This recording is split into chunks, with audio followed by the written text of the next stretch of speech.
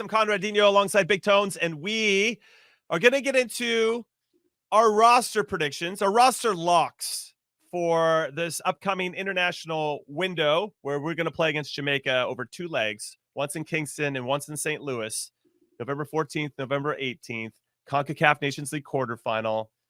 Lots here. Now, meaningful games, not just friendlies, meaningful games for Mauricio Pochettino and his coaching staff. So the producers challenged us, Big Tones, to put together who we thought would be locks for that. And I think that's going to be an interesting conversation to have. And so we're going to go line by line. Okay, everybody ready for this? Hopefully you're ready for this. Goalkeepers. This is who we have locked. We merged our 2 together and Charlie's as well. We'll throw Charlie into the mix. And if you guys don't like any of our selections, Charlie picked that. But we got Matt Turner in goal and Patrick Schulte would be the other automatic lock. I had Ethan Horvath on my list because I just don't know who else would be that third goalkeeper. So that would be the only add there. But I think Turner and Schulte are in for sure. Yeah, keep in mind, right? They're going to take a third goalkeeper. Gaga now's on the bench, but who knows if that's going to last or if that was a 1-week thing, right? Playing the second to last place team in the league. But how about if you're going to consider Ethan Horvath, who's sitting on the bench, why not consider Koshin, who's also now sitting on the bench, right, at Barcelona? Like, and because we don't think the third goalkeeper is going to play. I mean, who knows? Anything can happen, but. We bring a third goalkeeper into camp all the time, but why not bring a young guy like that in again and see what he can do and see how he fits in? And I talked to Brian Dunseth, my good buddy, who was working at the game, the last camp, and he kept telling me about him and his reflexes and how comfortable he seems to be for a young goalkeeper. Kid's a teenager, and to just look really, really comfortable. Great with the ball at his feet. So if Pochettino wants to do that, and we don't have a real idea how intricate the goalkeeper will be in the buildup, that might be a positive for him. But he said he's a really good shot stopper. Got to watch him train for an entire week. I wish I could watch him train for a little while and see him play. But so if you're going to take someone in, I don't know, call it a backup position. Right, like why not take a guy like him? But you and I didn't have him on the list, and so the viewers know that our 3 lists we didn't do together. We sent in 3 separate lists, and they just put these things together for us. Yeah, good way to cap tie coaching as well. So that's something to take into consideration, assuming he's got to play. But the writing would be on the wall from a Horvath perspective. If you're not bringing him in for this, not to say it's not done and dusted, right? If he's going back in there and playing well. Maybe gets called back in, but he's 29 years old, which we know is kind of the beginning of your peak as a goalkeeper, potentially as a center back as well. That's where I kind of had started my renaissance or my I didn't even have a renaissance. I didn't come back from anything. I just started at that point. But it'll be interesting to see how that all plays out, especially for the third goalkeeper. All right, let's go look at the defenders. So of the 23 that we expect to get called in, we only had 16 locks. So I'm kind of curious what everybody thinks in the chat right now, and then hit us up at Golasso America on any social media that you want and let us know your thoughts on this. But defenders, we had Joe Scally, Mark McKenzie, Anthony Robinson, and Tim Ream. That's it. Those were our 4 defender locks. And I wonder how everybody's going to feel about that. I didn't have Trusty in. Cameron Carter-Vickers, I think he'll get I can't remember if I had him in my list or not, but it would make sense since he just played this last game with Austin Trusty in Celtics 2-0 win against Dundee. So I assume that CCV is in, but did we miss anybody? Did you have? Yeah. So I'm looking at the list when I sent it to Des, our producer, and I didn't have Cameron Carter-Vickers on there.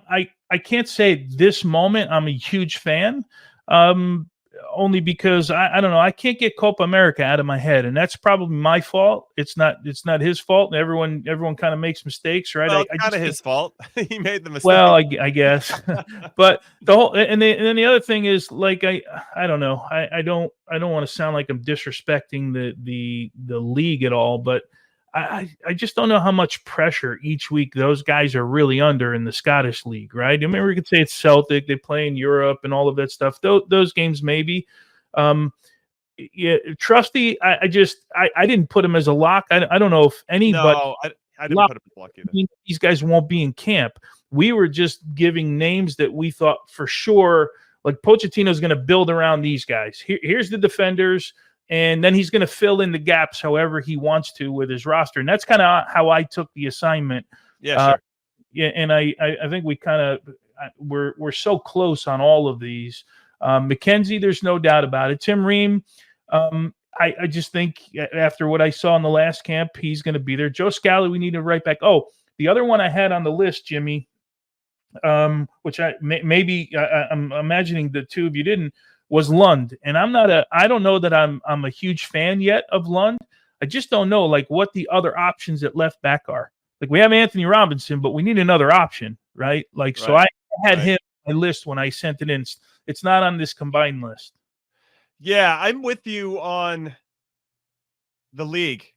I don't know if the Scottish League really tests him. When I took a look at parts of the game against Dundee, and obviously you can just look at the stats, and I watched the highlights, and I tried to take a deeper dive because we have some access because Scottish Premiership is under the Paramount Plus umbrella, but they're just not getting tested. They're not getting a lot of questions asked of them.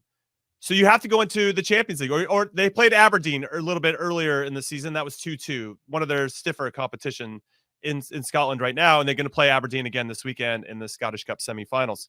So that'll be of interest. But when they went into Dortmund in the Champions League, and Dortmund's not even really, I mean, they were pretty good at that moment, but haven't looked so good since then.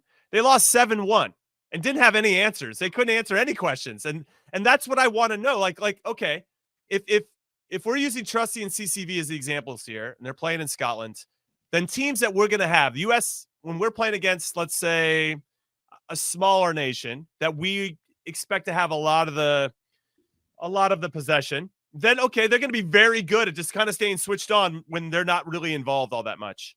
But when we play the big boys, when we play against Colombia in a warm-up prior to the Copa America, when we're playing against Uruguay, when you're being asked questions all of the time, I just don't think they're going to have those same type of reps under that type of pressure, which is, I think, what you're getting to. And then when we see evidence of what that looks like, they're getting their asses slapped. Now, I know they went to Bergamo and got a 0-0 draw with Atalanta in the last match day. And again, they weren't necessarily driving that game. But they held on, and they got a pretty good result against a team that's the highest scoring team in Serie A. So I don't want to take anything away from them from that standpoint. Yeah. But to your point, on that week-to-week basis, I don't know if they're being asked enough questions to be like, yep, that's the guy. That's who's going to lead us in our back line. However, we have some holes ultimately because nobody's really stepped up and taken over. Anyway, I could go on and on. Let's go to the midfielders. So midfielders, let's get to Tyler Adams. I have him in for sure. He's back. He's training. And we're going to get into a quote from his coach very quickly. But we said Johnny Cardoso as well, starting regularly for Real Betis. They got a big game this weekend, so that will be interesting to see how he performs. Yunus Musa is in. Weston McKennie and Busio. And I got Brendan Aronson as a midfielder, even though Chuck has him down as an attacking player or striker, as it were. I feel pretty good about those. What is it, 6 players coming in? How about you? Yeah, I'm looking at my list here again that I sent this. By the way, with regards to Aronson, I still look at him as a forward too. I put him as a midfielder because everyone wants to see. I look at the 10s as forwards. I just can't in my head. Because when I think of using a 10 as a midfielder, I think more defensive. Like I think we're talking more defensively. Where when I think of the 10 as an attacking player, I feel like I'm more of an attacking guy. In my head, right? So. Right. I don't know. You could split it up either way, but I had him on my list, and I don't think I had Weston, Busio, Aaron. Oh, I had Jordan. I'm not Jordan Morris. Aiden Morris on my list. I don't know if you had him on. I don't think Charlie had him on. Yeah, I don't. He was a really tough one for me. I had Aiden Morris in because he started the last 2 games for us. And I do think there's a clear respect for the way that he plays and maybe the way that he partners with Busio in particular. So I think Aiden Morris is a lock. But then it gets a little – in that particular area of the field, we get kind of dense because if you're bringing Tyler back in, you bring in Cardoso in, And then you have Busio, who's more deep line. And then you have Musa, who could also play in those areas. So can McKennie. Then you're like, well, maybe Aiden Morris doesn't fit in this time around. But I'd still bring him because obviously he put in two. Well, I think you got to bring Tyler, right? Tessman's another one. Yeah, Tyler, you have to bring, even if you're not going to play him all that much. I think Tyler needs to be integrated in the group, especially if he's training. 100%. Yeah. Tessman, I didn't have on the list. I don't know if you had him on. I want to put him on the list, but because he wasn't part of the original list and he only got brought in because of an injury, that where I went. Some hesitation. Yep. Yeah. That's exactly where I went with it. Yeah. So yeah, we're pretty close. Yeah, Leon's playing Lille today, and I'm curious. Tessman starts. We should probably have the lineup if he's starting. Sweet, that's a good sign. All right, let's get into the forwards then. And with this part of the list, we have Ricardo Pepi, who's on fire right now. We'll see how. Listen, PSV plays Ajax this weekend. We'll see if he gets to start. He started the last one and scored a bunch of goals, but I think Luke De Jong will be in. So back to the bench for Ricardo Pepi. That's my guess. Timothy Weah, we've already talked about him. He's in the team for sure. Christian Pulisic. Haji Wright. What I think is the one big name that's interesting that's been left off is Josh Sargent. So Josh Sargent is not. I had him on my list. I had him on. I'm looking here. I sent it into Des on my list. I can't. I gotta have to look now to see if I had him in there. But yeah. So Sargent is interesting. I would continue to bring him in. But it's an opportunity to potentially give somebody else a start there. I wouldn't start him, I guess, at this point. You bring him in, but maybe don't start him.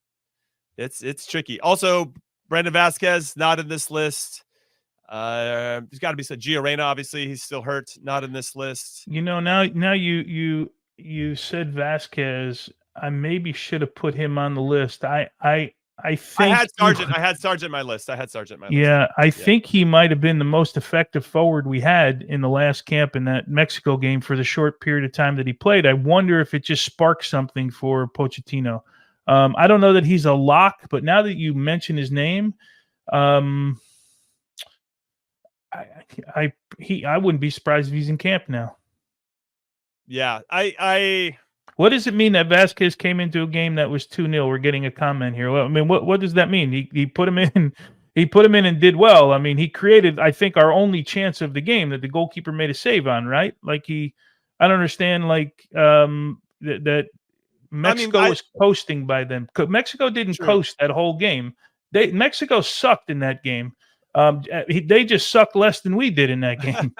That's a terrible Mexico team. Like there was not one endearing quality about watching Mexico in that game.